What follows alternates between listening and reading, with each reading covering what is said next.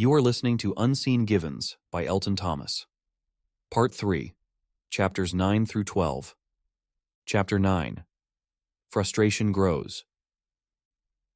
Part 1, Collaboration and Unseen Tensions.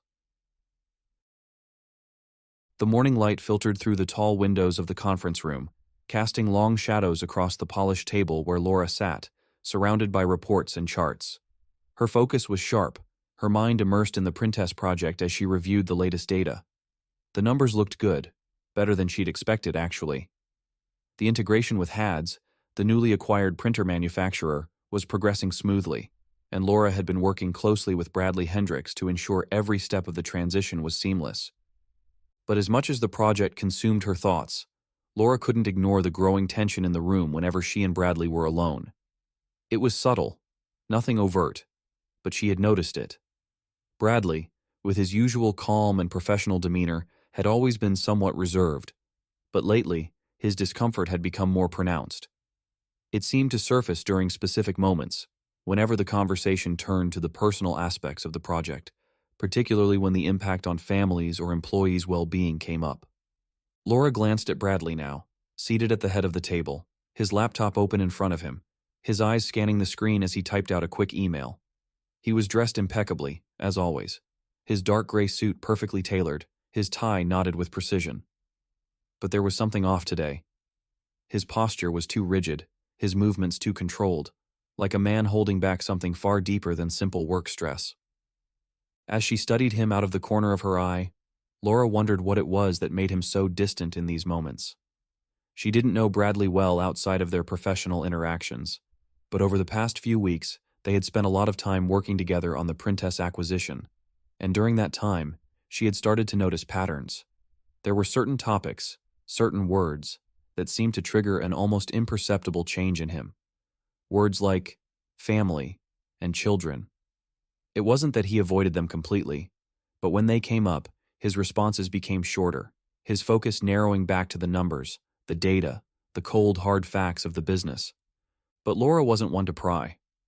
She had her own reasons for not diving too deeply into people's personal lives, her own grief and loss still fresh in her heart, a quiet but constant ache that she had learned to live with.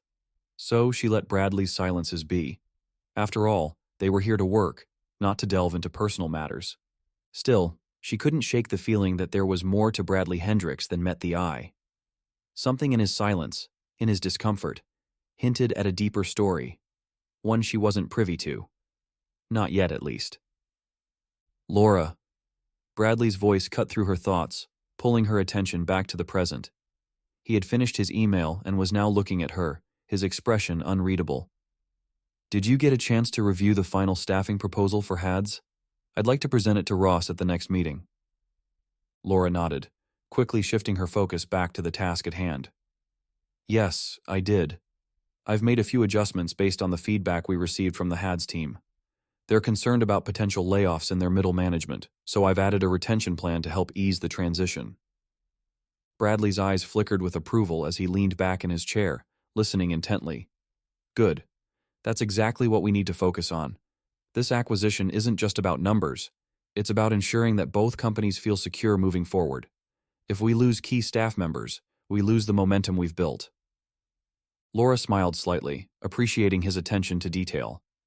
Bradley was always thorough, always focused on the big picture as well as the small, intricate details that made or broke a deal. It was one of the reasons she respected him so much. He understood that the success of a project like this wasn't just about financials. It was about people. I'll incorporate these changes into the next report, she said, tapping her pen against the folder in front of her. I think it'll address most of their concerns, but we should be prepared for more questions at the next meeting. Bradley nodded but didn't say anything for a moment, his gaze drifting toward the window. The silence stretched, and Laura sensed that familiar discomfort creeping back into the room.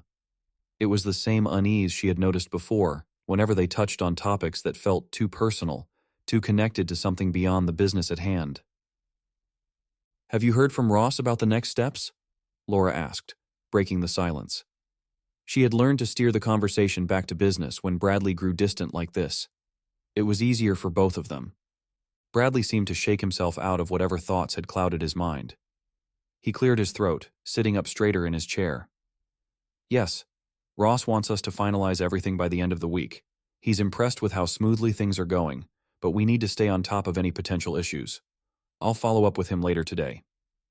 Laura nodded, making a note on her tablet. She was used to the pressure by now. Working with Givens Corp meant operating at a high level of intensity, and while it could be exhausting at times, Laura thrived on it. It kept her focused, kept her from dwelling too much on her own personal struggles.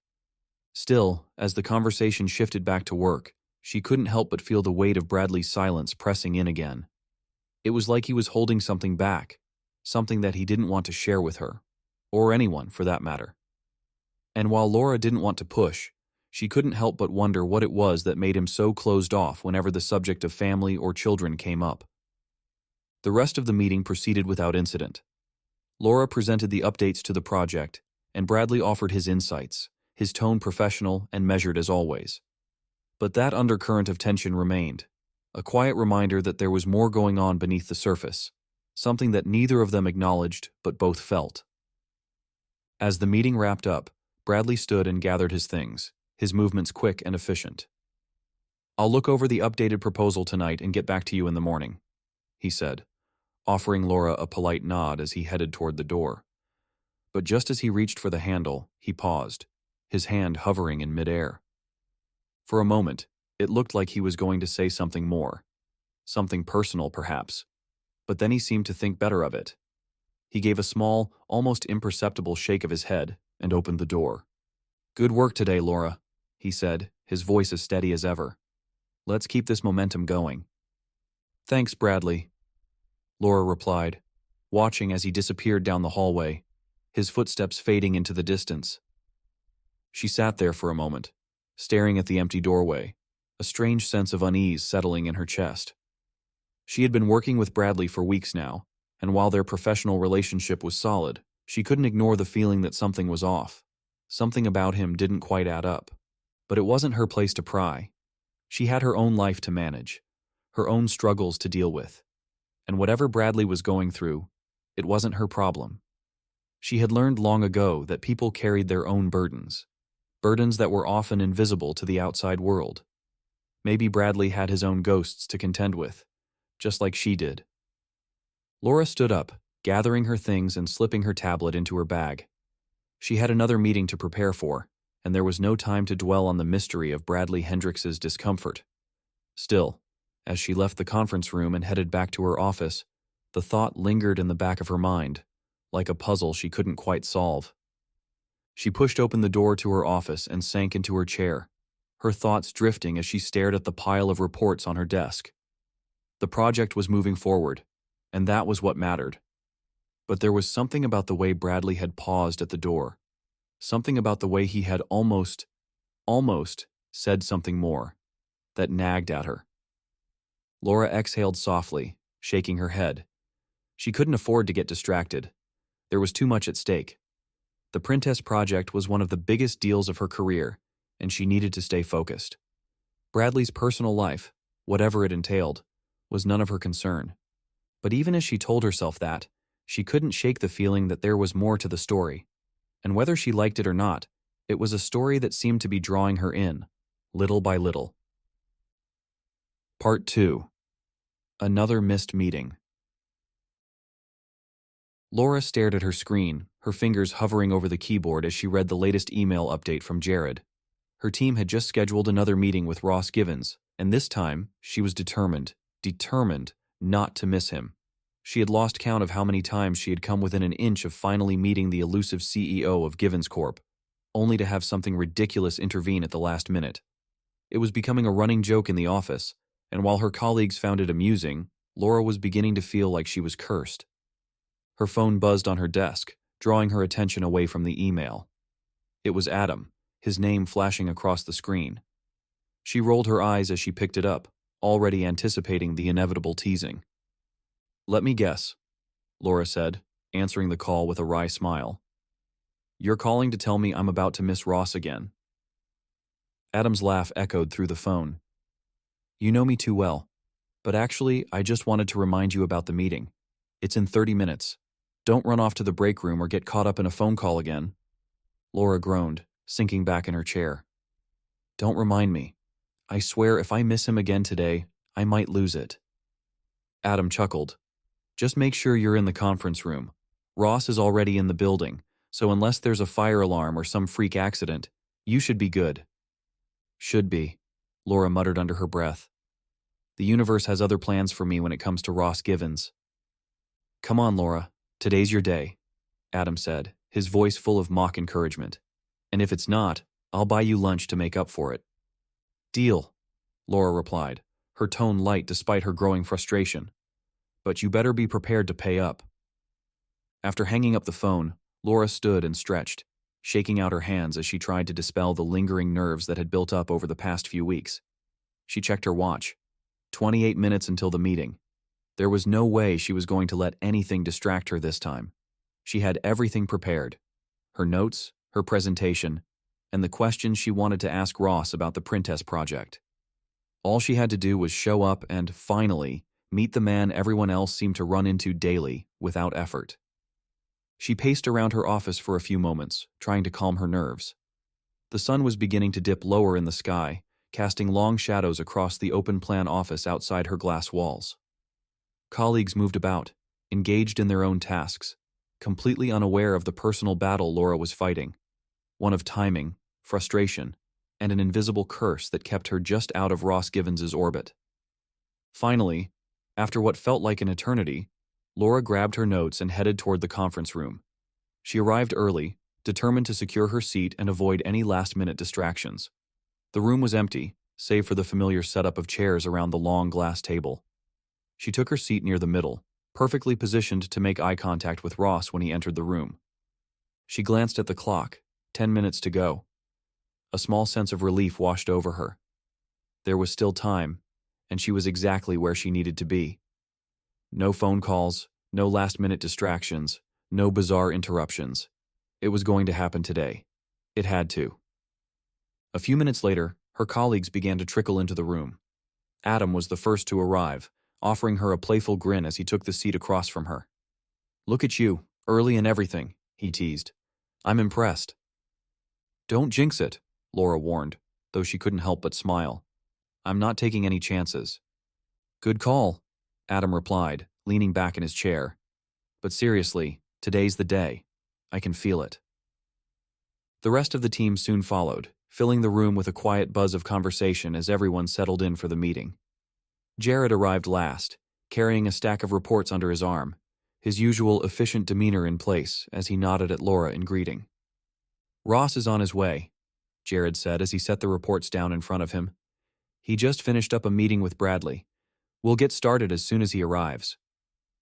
Laura nodded, her heart beating a little faster. This was it. No fire alarms, no unexpected calls, no distractions. She was here, prepared, and finally about to meet the man who had eluded her for so long. 5 minutes passed. Then 10. Laura's fingers drummed lightly against her notebook, the anticipation building with each passing second. She glanced at Adam, who gave her an encouraging smile, but even he looked slightly concerned. The room grew quieter as the minutes ticked by, the soft hum of conversation fading into awkward silence. Finally, Jared checked his phone and sighed. Ross just sent a message, he said, his tone tinged with frustration. He got pulled into an urgent call. He's not going to make it. The words hit Laura like a punch to the gut. She stared at Jared, her mind racing to process what he had just said. Not going to make it? Again? Are you kidding me? Laura blurted out before she could stop herself. The frustration she had been holding in for weeks finally broke through, spilling out in a rush of disbelief. How is this possible? I've been here the whole time. The room went silent for a moment, everyone turning to look at her. Adam's lips twitched, trying to suppress a laugh, while Jared's expression was one of mild surprise. Laura felt her face flush, realizing that she had just vented her frustration out loud in front of the entire team. Adam was the first to break the silence, chuckling softly. I think the Givens curse strikes again. Laura threw her hands up in the air, her exasperation turning to humor as she laughed along with the rest of the team. I swear, It's like the universe is conspiring against me. How does this keep happening? Everyone else meets Ross without even trying, and I can't seem to catch him for 5 minutes. Sharon, who had been quiet until now, grinned from her seat near the door. Don't feel bad, Laura. I've worked here for years, and Ross still manages to avoid me half the time. He's like a ghost, always around, but never when you expect him. Laura shook her head, letting out a sigh. At this rate, I'll meet him in a year, if I'm lucky. Adam leaned forward, his grin widening. Hey, at least you've got a great story now. How many people can say they've been trying to meet their CEO for weeks and keep missing him? Not many, Laura admitted, her frustration easing as the room filled with laughter. She couldn't help but join in, the absurdity of the situation finally sinking in. It was almost funny. Almost. Jared, ever the professional, cleared his throat, bringing the conversation back to business. All right, let's go ahead and start without Ross. I'll make sure he gets the notes from today's meeting. The rest of the team settled back into work mode, but Laura couldn't shake the lingering sense of disbelief. She had been so close. Again. But at this point, it felt like missing Ross was becoming part of her job description. As the meeting progressed, Laura found herself glancing at the door every few minutes, half expecting Ross to appear out of thin air. But of course, he didn't. And when the meeting finally ended, she packed up her things and left the room with a sigh, the frustration still simmering beneath the surface. Adam caught up with her in the hallway, his expression sympathetic but amused. You all right? Laura groaned. I don't know whether to laugh or scream. Maybe do both, Adam suggested with a grin. But seriously, don't sweat it. You'll meet him eventually. And when you do, it'll probably be the most underwhelming encounter of your life. Just you wait. Great, Laura said dryly, though she couldn't help but laugh. That's exactly what I needed to hear. Adam clapped her on the shoulder. Come on, I owe you lunch. Let's go grab something before the Givens curse strikes again. Laura smiled, grateful for the lightheartedness Adam brought to the situation. As they walked toward the elevators, she felt her frustration start to melt away. Yes, she had missed Ross again, but at least she wasn't alone in her misfortune. And who knew? Maybe the next time would finally be the one. Chapter 10. Mr. Hendrix's Guilt. Part 1. Unspoken Burdens. The soft, rhythmic clicking of keyboards filled the otherwise quiet conference room as Laura and Bradley Hendrix worked side by side, their focus locked on the Printess project report spread across the table. The sun filtered through the large windows, casting long, warm beams across the polished wood surface, but the light did little to ease the tension that simmered just beneath the surface of their interactions. Laura had become increasingly aware of the quiet unease that seemed to cling to Bradley like a shadow. It had been subtle at first, his posture a little too rigid, his responses a little too clipped whenever the conversation veered toward topics that felt too personal. But as the weeks had passed and their work together had intensified, she had begun to notice it more frequently. There was a heaviness in the air whenever they discussed anything even remotely related to families or children, a tension that neither of them acknowledged, but both seemed to feel. Bradley sat across from her now, his gaze fixed on the screen of his laptop, his fingers moving quickly across the keyboard as he typed out a series of notes. His face was as composed as ever, stoic, professional. But Laura could see the strain in the set of his jaw, the tightness in his shoulders. It was the same strain she had noticed during their last few meetings, though she hadn't been able to pinpoint the cause. She leaned back slightly in her chair, her eyes drifting from her own screen to the man sitting across from her. Bradley Hendrix was known for his meticulous attention to detail, his ability to remain calm and composed in even the most high-pressure situations. But lately, there had been cracks in that composure. Small, almost imperceptible cracks, but cracks nonetheless. Laura had tried not to dwell on it, reminding herself that they were here to work, not to delve into personal matters. But the more time they spent together, the harder it became to ignore the unspoken tension between them.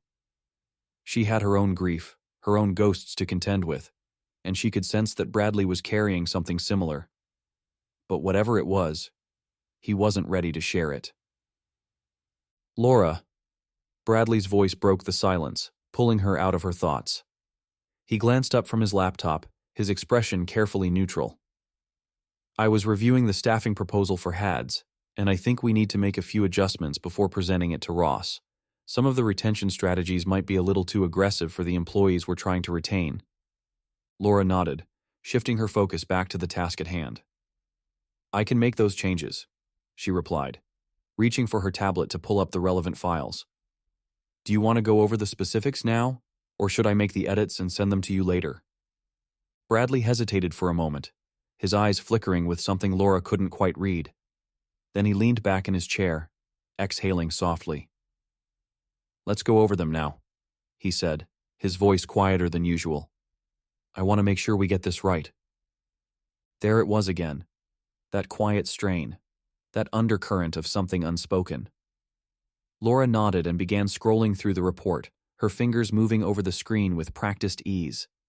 But even as she worked, she couldn't shake the feeling that there was something more to Bradley's tension than the stress of the project. These changes should address most of the concerns from HADS's middle management, Laura said after a few moments, her tone calm and professional. She highlighted a section of the report and turned the tablet toward Bradley, showing him the adjustments she had made.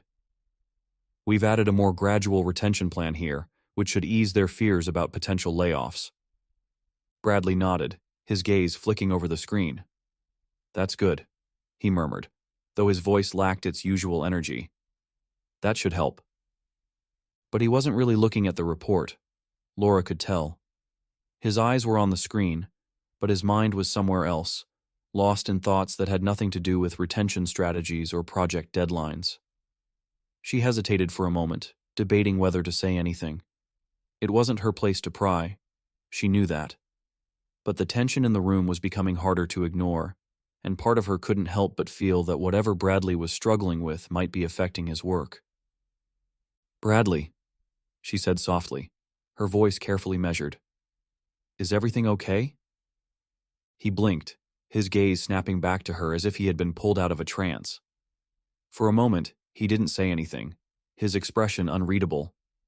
Then he exhaled again, leaning forward slightly, his elbows resting on the table as he rubbed his temples. It's fine, he said, though the words felt hollow, as if he were trying to convince himself as much as her. I've just been distracted lately. It's nothing to worry about. Laura raised an eyebrow, her eyes searching his face for any hint of what might be going on. She didn't push, didn't press for details, but the concern in her gaze was clear. If you need to take a break, we can always pick this up later, she offered gently. I can handle the changes on my own if you want. Bradley shook his head quickly, his posture stiffening as he sat up straighter. No, he said firmly, though there was a slight tremor in his voice. I'm fine. Let's finish this. Laura hesitated, then nodded slowly. Okay, she said, her voice soft. Let's finish it. They worked in silence for the next few minutes, the only sound in the room the quiet clicking of their keyboards and the faint hum of the air conditioning. But the tension in the air was palpable, growing thicker with each passing moment. Laura could feel it pressing down on her, a weight that she couldn't quite shake. And then, out of nowhere, Bradley spoke. Do you ever feel like you could have done more? He asked, his voice low and strained. His eyes were fixed on his laptop, but his fingers had stilled on the keyboard. Laura froze, her breath catching in her throat. She hadn't expected him to say anything like that, especially not in the middle of their work. Her mind raced, trying to understand what he was asking. Done more? She echoed, her voice careful, uncertain. Bradley nodded, but he still didn't look at her. Yeah, he said quietly.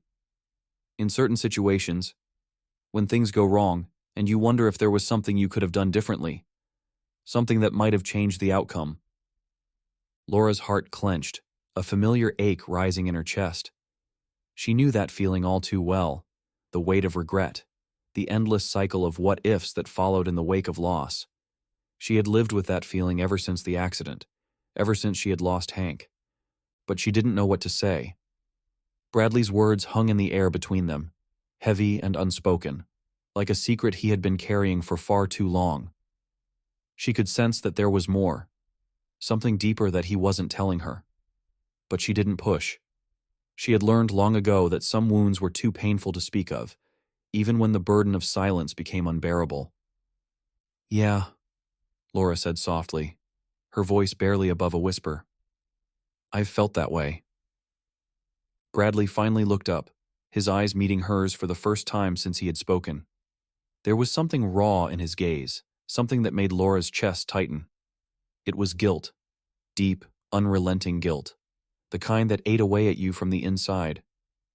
But before she could say anything more, he looked away again, his jaw tightening. "It's nothing," he said, his voice hardening. "Just ignore it." Laura frowned, watching him closely. It wasn't nothing. She could see that now. Whatever it was that Bradley was carrying, it was tearing him apart. But he wasn't ready to talk about it, and she knew better than to push him. "Okay," she said quietly, her heart heavy with the weight of unspoken words. They worked in silence for the rest of the afternoon, the tension between them thick and unyielding. Bradley didn't say anything more, but Laura could feel the guilt radiating off him in waves, as if it were a physical presence in the room. She didn't know what had happened, didn't know what kind of regret he was carrying with him, but she could tell that it was something big, something that had changed him in ways he didn't know how to explain. By the time they finished, the sun had dipped low in the sky, casting the conference room in shades of gold and amber. Bradley stood, gathering his things with quick, precise movements, his face once again composed and unreadable. "Good work today, Laura," he said, his tone brisk and professional. "We'll touch base again tomorrow." "Yeah," Laura replied, her voice distant as she watched him move toward the door. "Tomorrow." But even as he walked away, disappearing down the hallway, the weight of his unspoken guilt lingered in the room, heavy and oppressive. Laura sat there for a long time after he had gone, staring at the papers in front of her, her mind racing with thoughts she couldn't quite sort through. She had seen that kind of guilt before. She had felt it. But whatever it was that Bradley was carrying, it was his burden to bear. All she could do was hope that one day he would find a way to let it go. Part 2. Echoes of the Past. The low hum of the office fell around Laura as she sat at her desk, the soft glow of the desk lamp illuminating the papers scattered in front of her. The conference room meeting with Bradley had left her feeling drained, not from the work, but from the unspoken tension that hung between them. His guilt, though he never said it outright, had pressed into every corner of their conversation. She could sense it in his pauses, his silences, and the way he couldn't quite meet her eyes. But there was work to be done. She couldn't afford to get lost in someone else's struggles, not when her own past still weighed so heavily on her. The Printess project was nearing its final stages, and she had deadlines to meet, presentations to perfect, and reports to submit. That was the only way to keep moving forward. Stay busy, keep focused, and don't let the past pull you under. Still, as she looked down at the spreadsheet in front of her, her fingers poised over the keyboard, her mind wandered. She hadn't thought about Hank as much lately, not because she wanted to forget, but because the pain had become a quiet, ever-present ache that sat in the background of her life. It was always there, never far from her thoughts, but she had learned to live with it. Most days, at least. She glanced at the small photograph sitting on her desk, the one of Hank from his last birthday, grinning wide with a mischievous gleam in his eyes. His hair was tousled, his cheeks flushed from running around in the backyard, and in his hand he held the kite they had spent the afternoon flying. The letters Lime were scrawled in his childish handwriting on the back of the photo, his little code, his way of saying, "Love you, Mom." Laura's chest tightened as she stared at the picture, the memory of that day washing over her in a wave.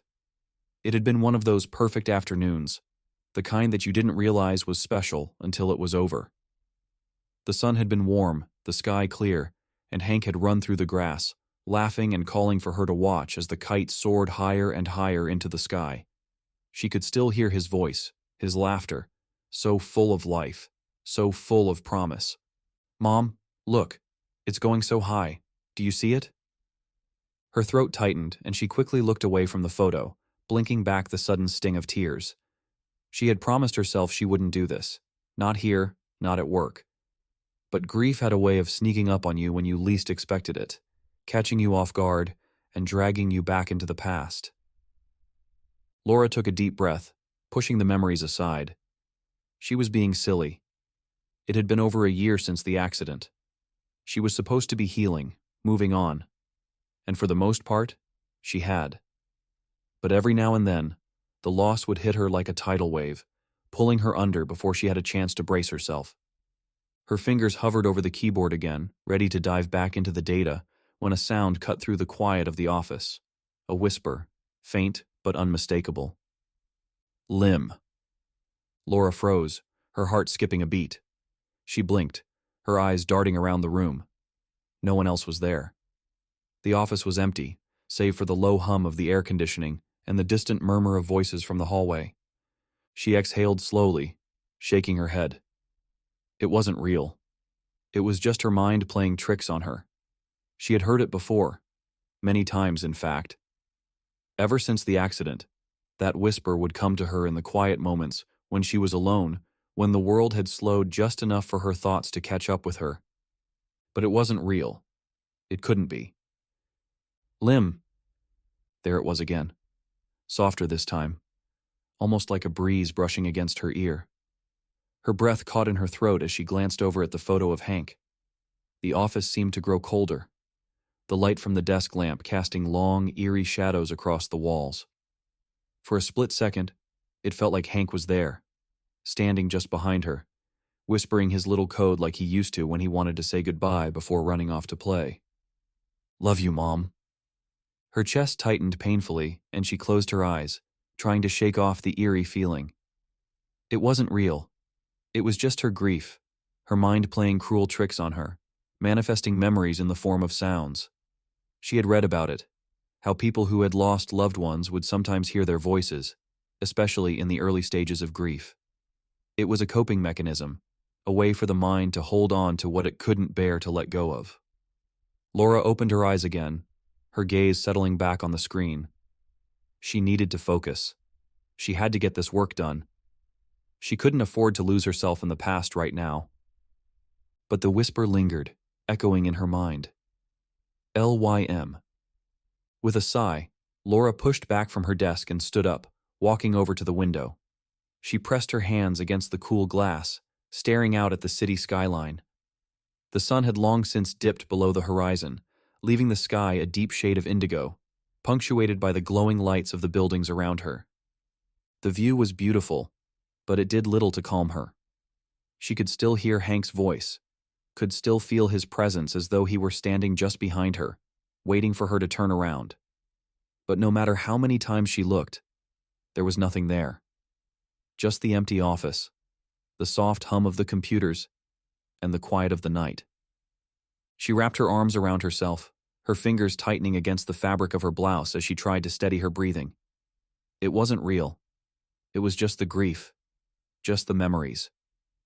But God, it felt so real.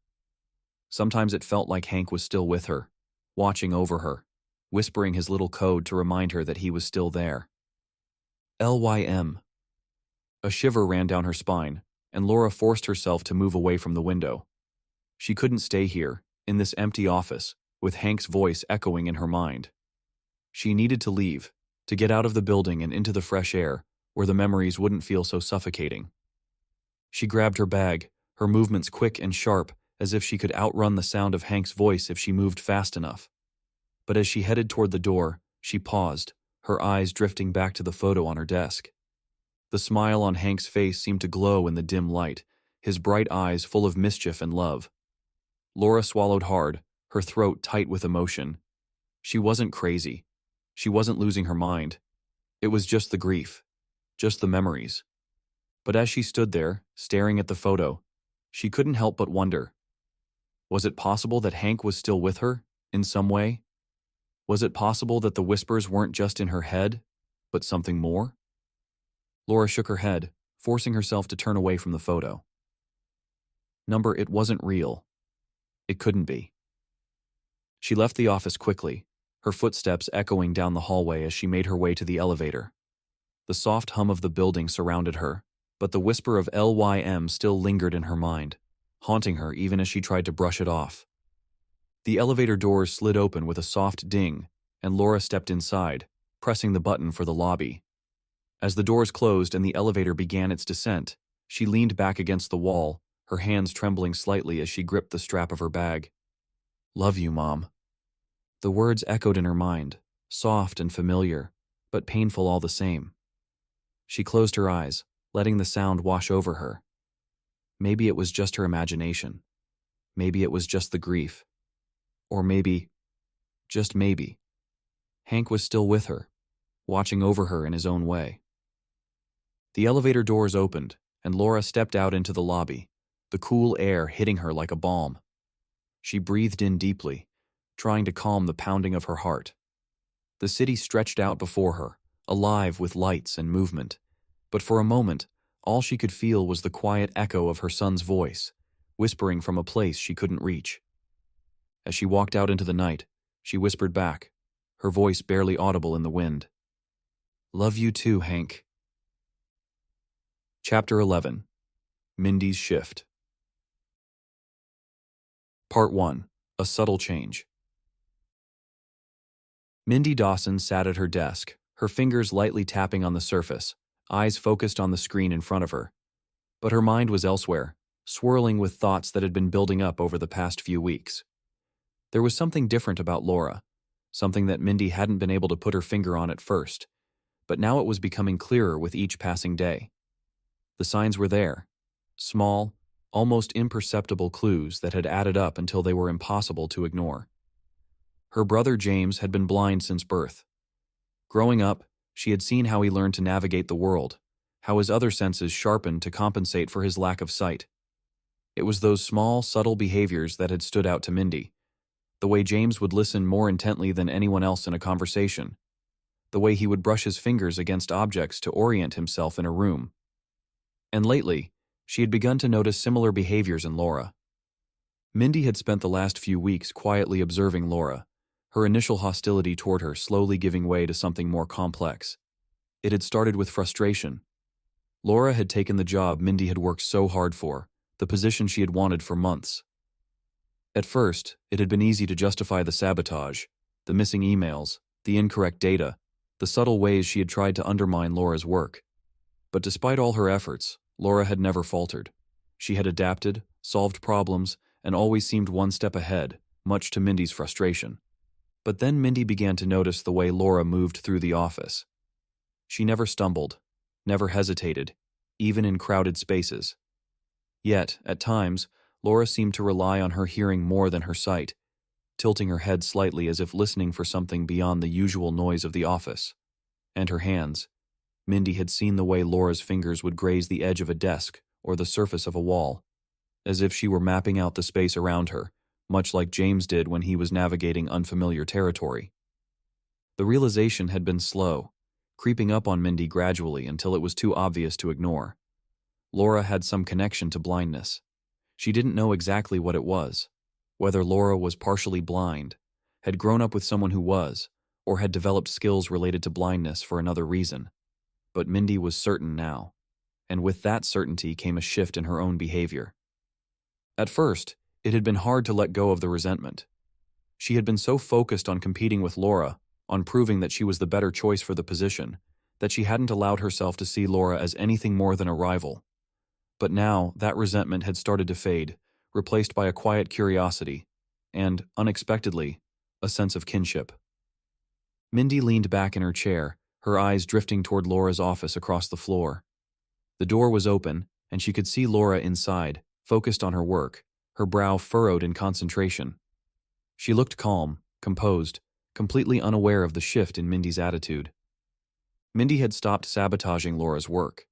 It had been a gradual decision, not one made out of guilt, but out of a growing respect for what Laura might be going through. Mindy had lived her entire life watching James struggle with the limitations of his blindness, and she had learned early on that it wasn't something to be exploited or ridiculed. If Laura had developed skills related to blindness, whether she was blind herself or had learned from someone close to her, then Mindy had no right to stand in her way. But she didn't want to confront Laura about it either. Not yet.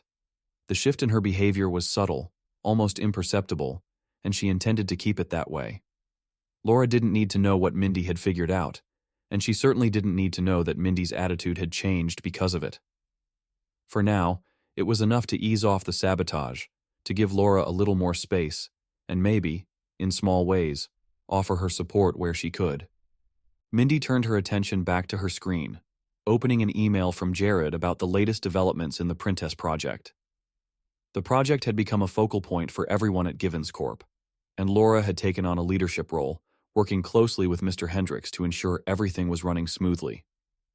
Mindy still worked on the project too, though her role had been more in the background, helping with the market research and offering insights where needed. She hadn't tried to undermine Laura's work in weeks now, but neither had she openly supported her. Today, that would change. Mindy quickly scanned the email, noting that there were some discrepancies in the market research data that needed to be corrected before the next meeting with Ross Givens.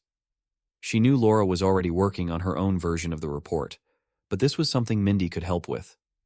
Normally, she would have ignored it, letting Laura struggle with the missing information on her own, but today she decided to take a different approach.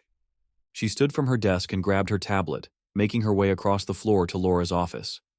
As she approached, she knocked lightly on the doorframe, watching as Laura looked up from her screen, a slight frown of concentration still lingering on her face.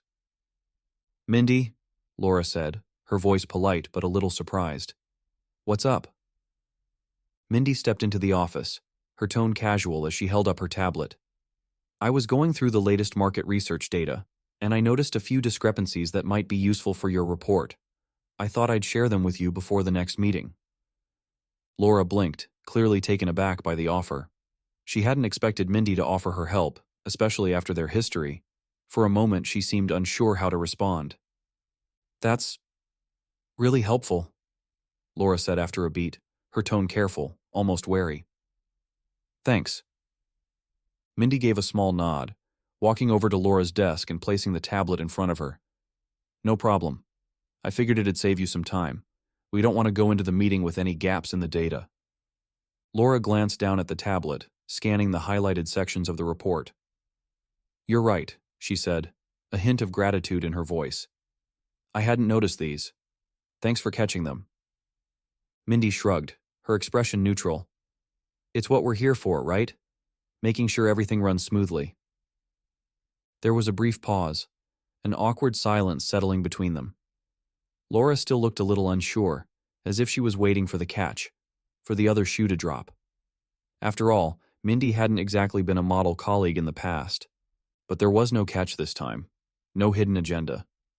Mindy could see the hesitation in Laura's eyes, the confusion over this unexpected shift in their dynamic.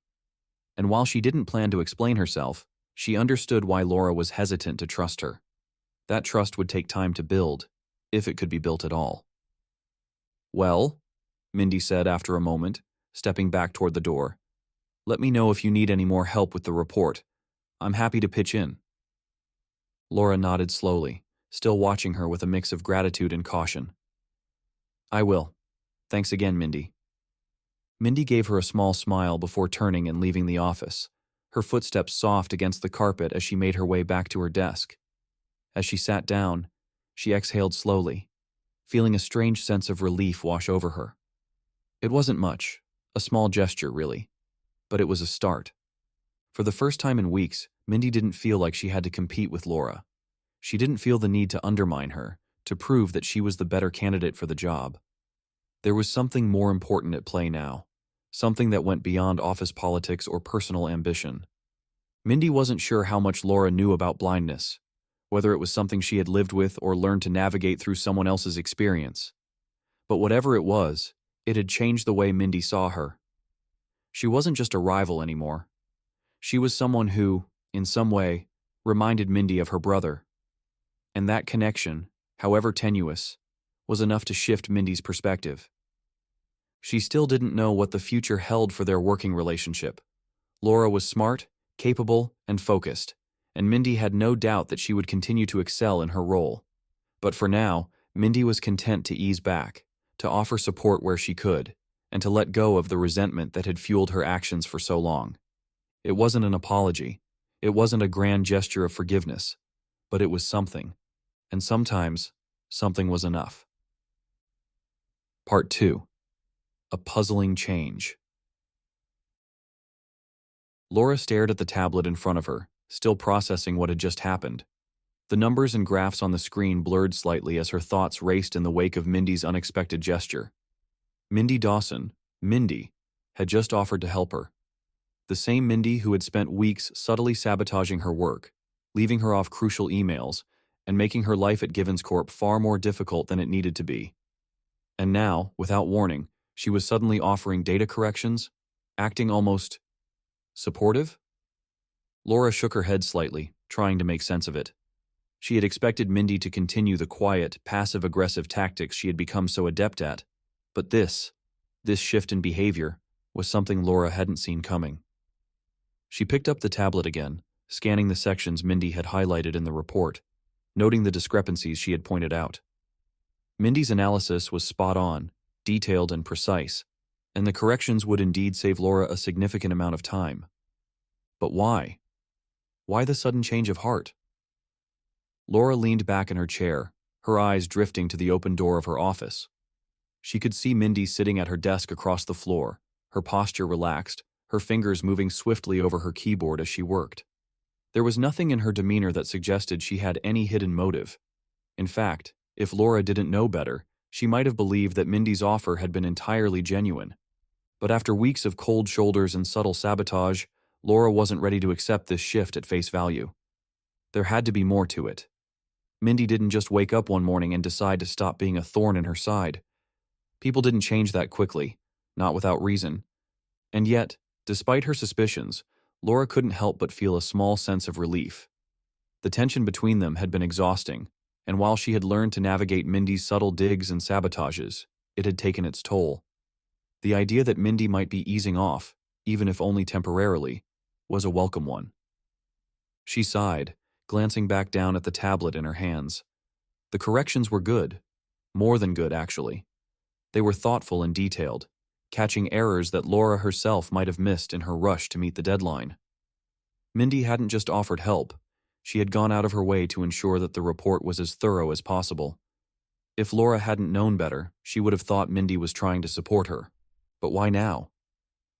Laura drummed her fingers on the desk, her mind spinning as she replayed her interactions with Mindy over the past few weeks. There had been no major incidents, no arguments, no confrontations that could explain this shift. If anything, their interactions had been minimal, limited to brief exchanges in meetings or polite nods in passing. Mindy had kept her distance, maintaining a professional but icy demeanor whenever they crossed paths. But now... Laura set the tablet down and stood up, pacing the small space of her office as she tried to make sense of it. The more she thought about it, the more confused she became. She had been prepared for a long battle with Mindy, prepared to deal with the quiet hostilities and subtle undermining for as long as necessary. She hadn't expected the Cold War between them to end so abruptly, and certainly not without any explanation. What changed? She glanced out of her office again, watching as Mindy continued to work at her desk, seemingly oblivious to Laura's confusion. There was no sign of the hostility that had marked their interactions before. In fact, Mindy looked calm, relaxed even, as if nothing out of the ordinary had happened. Laura frowned, leaning against the edge of her desk. The logical part of her mind told her to be cautious, to keep her guard up. She had learned the hard way that people didn't always have the best intentions, especially in a competitive work environment like Givens Corp. But another part of her, a quieter, more hopeful part, wanted to believe that maybe, just maybe, things were changing for the better. Maybe Mindy had realized that they didn't need to be rivals, that there was room for both of them to succeed without tearing each other down. But even as she entertained that thought, Laura knew it wasn't that simple. Mindy wasn't the type to let go of a grudge easily. She had been cold and competitive from the moment Laura had arrived at Givens Corp, clearly unhappy that Laura had been given the position Mindy had wanted. And while Laura had done her best to stay professional, the tension between them had been palpable from day one. So why now? Why the sudden change in attitude? Laura exhaled, rubbing her temples as she tried to push the questions from her mind. Maybe she was overthinking it. Maybe this was just a one-off moment of kindness, a brief truce in their unspoken battle. Or maybe it was something more, something she couldn't yet see. For now, though, she would take what she could get. The report needed to be perfect, and if Mindy was willing to help, Laura wasn't going to turn down the support, no matter how unexpected it was. With a renewed sense of focus, Laura sat back down at her desk, pulling the tablet toward her as she began to incorporate Mindy's corrections into the report. Her fingers moved quickly over the screen, the quiet rhythm of her typing filling the office as she worked. For the first time in weeks, the tension between her and Mindy seemed to have lifted, replaced by a tentative, unspoken understanding. But even as she worked, Laura couldn't shake the feeling that there was something more going on, something just beneath the surface that she hadn't yet uncovered. Mindy's change in attitude had been so sudden, so unexpected, that it left Laura with more questions than answers. She couldn't help but wonder what had triggered it, what had made Mindy go from adversary to, if not friend, then at least a more neutral presence in her life. The hours ticked by, and Laura's office grew quieter as the rest of the team began to leave for the day. The sun had long since dipped below the horizon, casting the office in soft shadows as the glow from her computer screen illuminated her face. She had just finished the final adjustments to the report when a soft knock sounded at her door. She looked up, surprised to see Adam standing in the doorway, his expression one of casual curiosity. "Burning the midnight oil, huh?" he said with a grin, stepping inside. Laura smiled, leaning back in her chair. "Just finishing up the report for tomorrow. What about you? I thought you left hours ago." Adam shrugged, leaning against the doorframe. "I did, but I forgot my jacket. Figured I'd check on you while I was here. How's it going?" Laura hesitated for a moment, then gestured to the tablet in front of her. "It's going well, actually. Mindy helped me catch a few errors in the data." Adam raised an eyebrow, clearly surprised. "Mindy, helping you? That's unexpected." "Tell me about it," Laura said, her voice tinged with disbelief. "I don't know what's going on with her. One minute she's sabotaging my work and the next, she's offering to help me out. It's like she's had a complete change of heart." Adam crossed his arms, his expression thoughtful. "Maybe she's finally realized you're not the enemy. Or maybe she's playing a long game. Hard to tell with Mindy." "I've been wondering the same thing," Laura admitted, glancing down at the tablet again. "But whatever her reasons, I'll take the help. This report needed to be flawless, and her corrections were actually really useful." Adam nodded, though his expression remained skeptical. "Just be careful. Mindy's not exactly known for her altruism. She's always got a reason for everything she does." "I know," Laura said with a sigh. "I'm not letting my guard down, believe me. But for now, I'm just glad the tension between us seems to have eased up." Adam gave her a half smile. "That's fair. Just don't get too comfortable." With that, he gave her a quick nod and turned to leave, his footsteps echoing softly down the hallway as he disappeared from view. Laura watched him go, her thoughts swirling once again. Adam was right. She couldn't afford to be complacent. Mindy's sudden change of heart was still a mystery, and until Laura understood why, she would need to remain cautious. But as she turned back to her screen, a small part of her couldn't help but feel a sense of relief. For the first time since she had started at Givens Corp, it felt like things were starting to shift, like the constant undercurrent of tension was finally lifting. Whether Mindy's change in attitude was genuine or not, Laura would take the peace while it lasted. For now, that was enough. Chapter 12. The Accident Dream. Part 1. A Vivid Nightmare. The darkness was suffocating. Laura couldn't see anything at first, just shadows moving in the periphery, swirling in a thick, dense fog. Her breath came in shallow gasps, her chest tightening as she tried to make sense of her surroundings. There was a coldness in the air, an unnatural chill that crept along her skin, sending shivers down her spine. She was in her car. The realization came slowly, the details of the dream unraveling piece by piece. She could feel the leather of the steering wheel beneath her hands, cool and smooth to the touch. The car was moving, fast, too fast.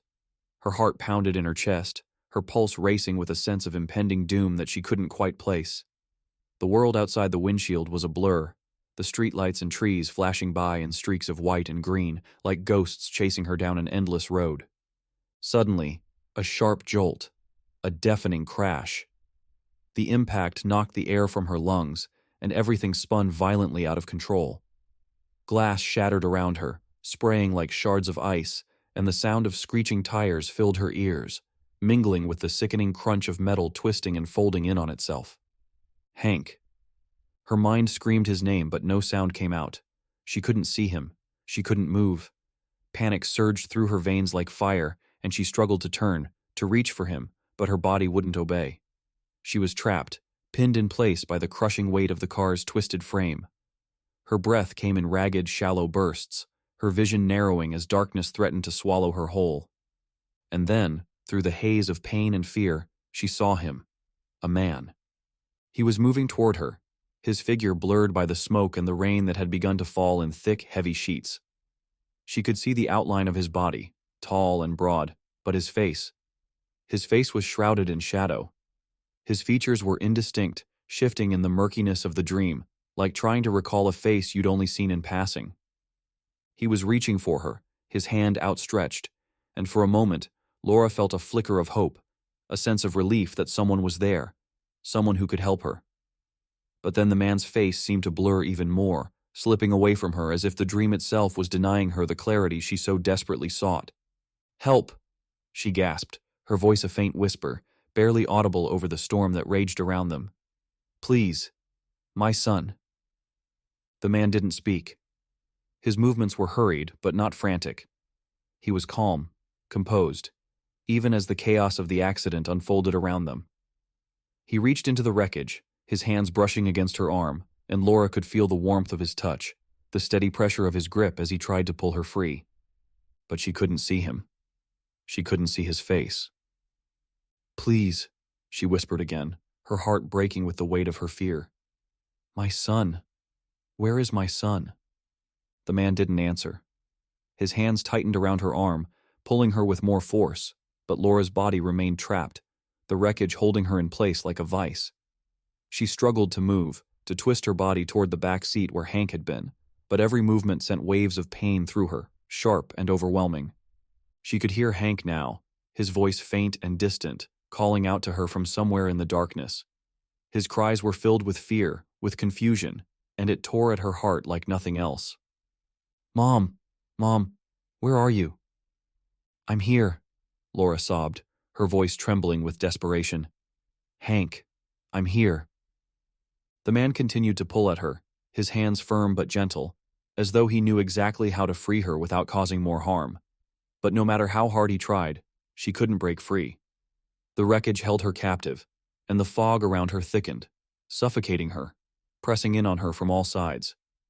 The dream shifted suddenly, disjointed, fragmented, like a movie skipping scenes in fast forward.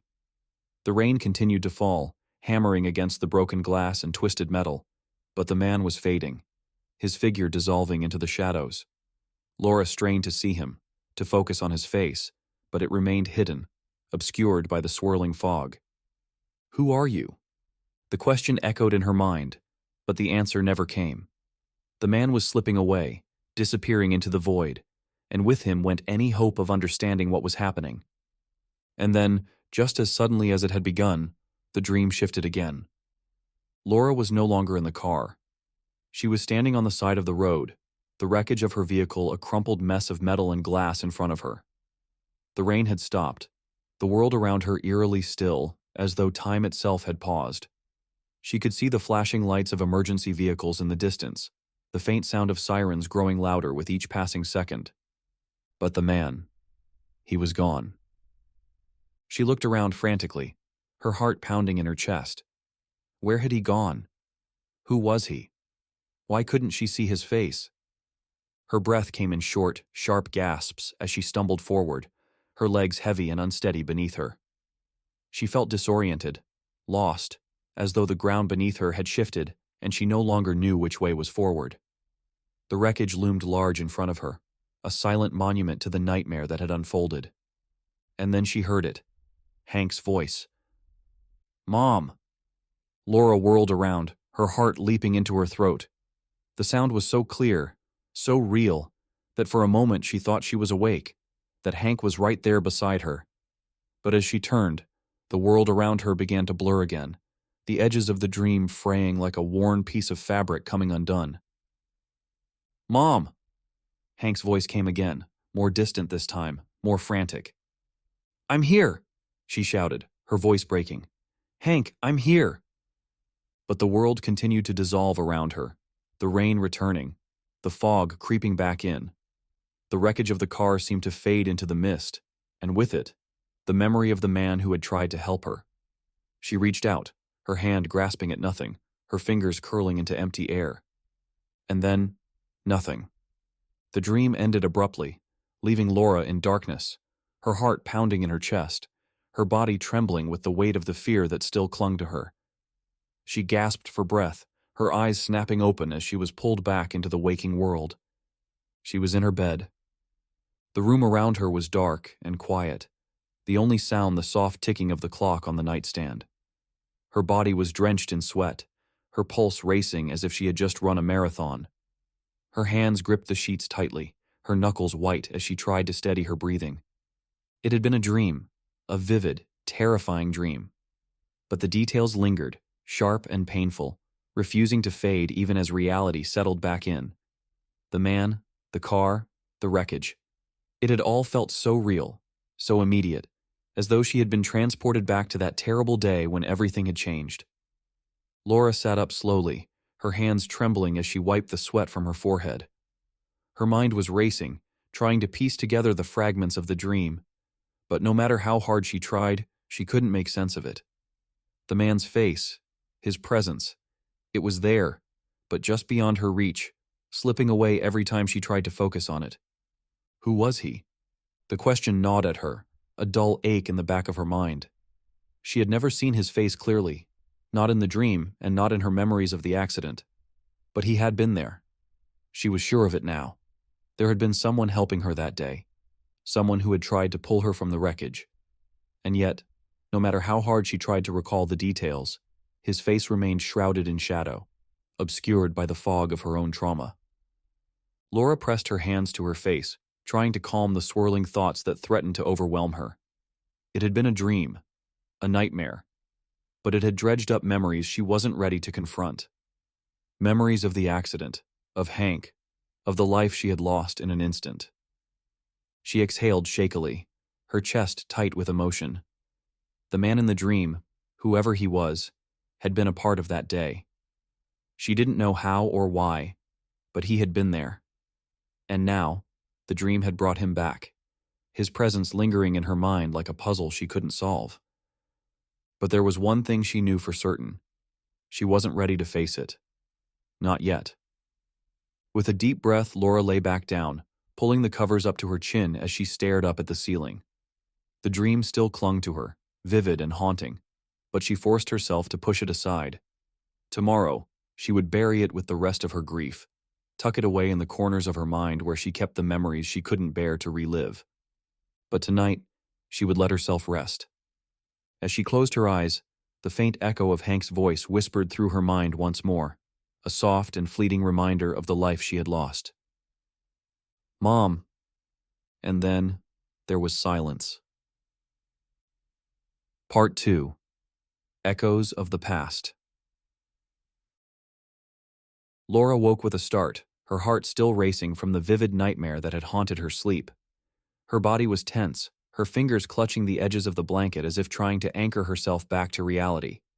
The room around her was dim, the early morning light just beginning to seep through the cracks of the blinds, casting long, muted shadows across the floor. But even in the familiar comfort of her bedroom, Laura felt disoriented, as though she had been thrust back into the chaos of that terrible day. She sat up slowly, her head still heavy with the remnants of the dream. Her breath was shallow, her chest tight with the lingering fear that clung to her like a second skin. The dream, the accident, had felt so real, so immediate, that for a few terrifying moments, she hadn't been able to distinguish it from reality. The images of the wreckage, the sound of Hank's distant voice, the man reaching for her, pulling her from the twisted remains of her car. It all swirled in her mind, refusing to fade as dreams usually did. She pressed her palms against her temples, trying to steady her thoughts, but the vividness of the nightmare left her shaken. She had dreamed of the accident before, many times in fact, but never like this. Never with such clarity. Never with that man. The man. He had been there, helping her, pulling her free. She was sure of it now. But why couldn't she see his face? Why was it always blurred, just beyond her reach? No matter how hard she tried to focus, to bring his features into focus, they remained hidden, cloaked in shadow. Laura swung her legs over the side of the bed, her bare feet touching the cool floor as she sat there, still wrapped in the heavy silence of the early morning. Her thoughts drifted back to the accident, back to the day that had changed everything. She had blocked out so much of it, buried the memories deep inside her mind because the pain had been too much to bear. Losing Hank had torn her world apart, and in the aftermath, she had tried to move forward, to rebuild her life one fragile step at a time. But the dream had stirred something in her, something she hadn't been prepared to confront. There were gaps in her memory of that day, moments she couldn't remember clearly, like the man in the dream. Had he really been there? Or was her mind playing tricks on her, weaving fiction into the fragments of her memories to fill the holes she had created? Her hands trembled as she reached for the glass of water on her nightstand, taking a slow sip in an attempt to calm her nerves. She couldn't afford to let this dream consume her. Not today. There was too much to do, too much work that needed her attention. She had to stay focused, stay grounded in the present. But as she set the glass back down, the echoes of the dream still lingered in her mind, refusing to be silenced. She had blocked out so much of the accident, had pushed it away because it was easier to pretend that the details didn't matter. But now, she couldn't ignore the feeling that something had been left unresolved. Something about that man, about his presence at the scene. Who was he? And why did it feel like his face, his identity, was slipping away from her? Laura let out a slow, shaky breath, running her fingers through her hair as she tried to shake off the unease that had settled over her. She couldn't dwell on it. Not now. She had too many responsibilities, too much at stake with the Printess project and her role at Givens Corp. The accident, the man, it was part of her past, a past she had spent so long trying to leave behind.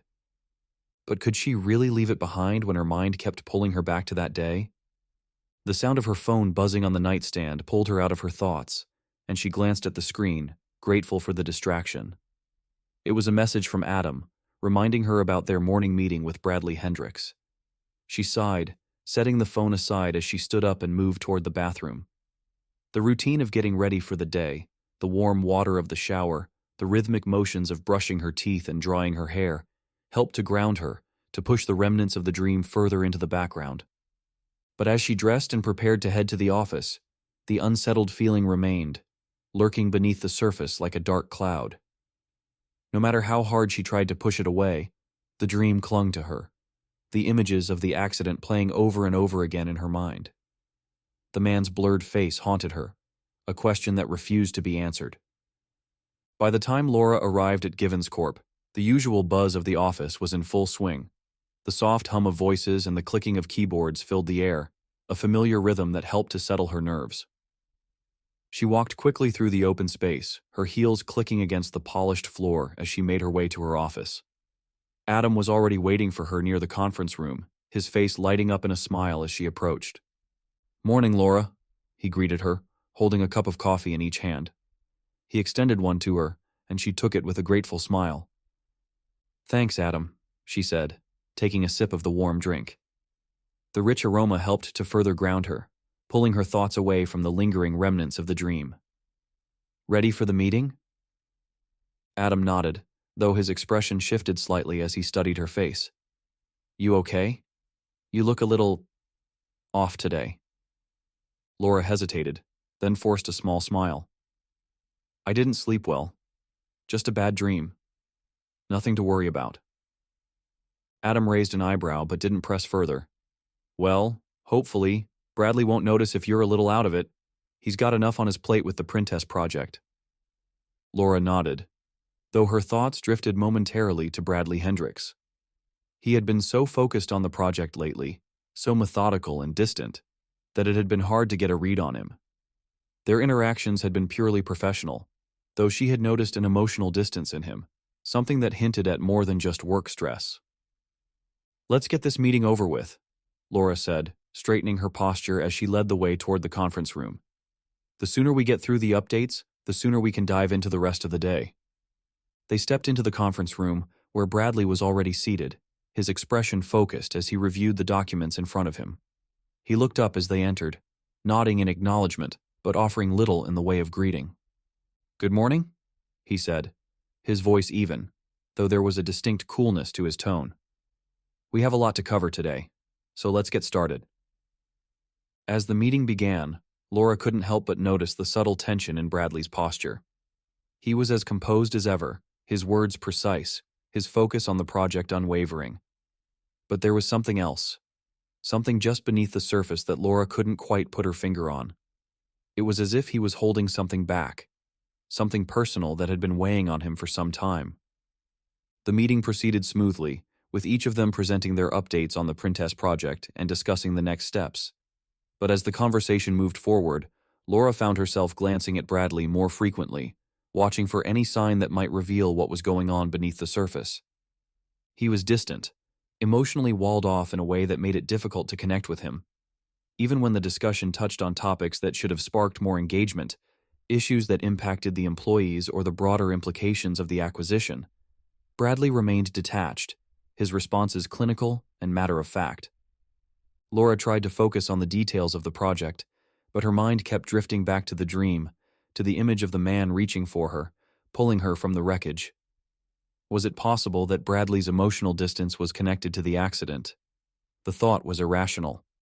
There was no reason to believe that Bradley had any connection to that day. But the unsettling feeling that had clung to her since she woke up wouldn't leave her alone. "Laura?" Bradley's voice snapped her out of her thoughts, and she looked up to find him watching her with a hint of impatience in his eyes. "Sorry," she said quickly, refocusing on the conversation. "What was the question?" Bradley's expression remained unreadable, but he repeated the question about the upcoming deadlines for the project. Laura answered as smoothly as she could, though she couldn't shake the feeling that there was something more going on with him, something she couldn't see. As the meeting wrapped up, Bradley gathered his things quickly, offering a curt nod before leaving the room without much ceremony. Laura watched him go, her thoughts swirling with unanswered questions. There was something about him, something in the way he carried himself, the way he avoided certain topics, that made her wonder if he too was haunted by his own past. But whatever it was, Bradley wasn't sharing, and for now, Laura had enough of her own demons to face. As she returned to her office, the remnants of the dream still lingered in the back of her mind. She had blocked out so much of the accident, pushed away the memories because they were too painful to confront. But now, it felt like those memories were clawing their way back to the surface, demanding to be acknowledged. And Laura wasn't sure she was ready to face them.